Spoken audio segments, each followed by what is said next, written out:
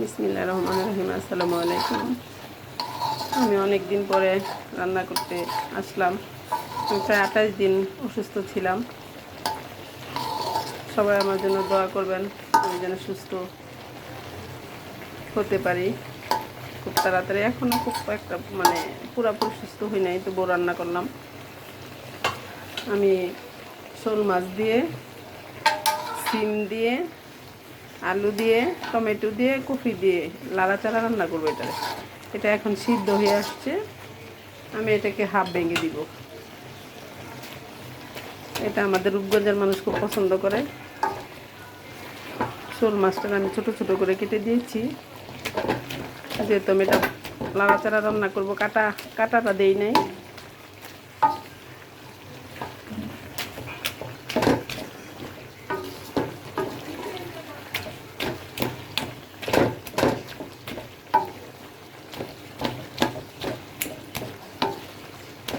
কারণ এটা তো এখনো শীতের মধ্যে লাড়াচাড়াটা খাইতে খুব টেস্ট হয়। এখনও তো এরকম শীত পড়ে নাই, তবুও আমার মনে হলো যে আমি অনেক দিন ধরে অসুস্থ, ভাত খেতে পারি না, তা একটু লাড়াচাড়া রান্না করে দেখি খেতে পারি কিনা। এখন দিয়ে দিব ধনিয়া পাতা। এতে দিয়ে দিলাম ধনিয়া পাতা।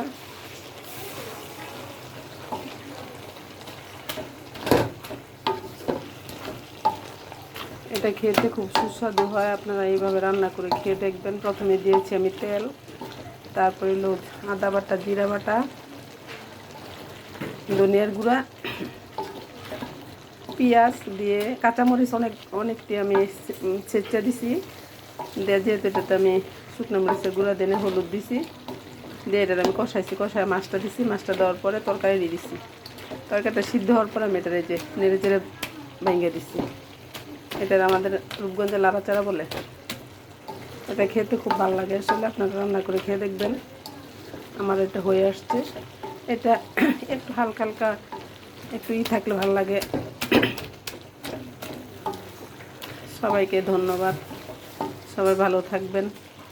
আসসালামু আলাইকুম। আমার জন্য সবাই দোয়া করবেন।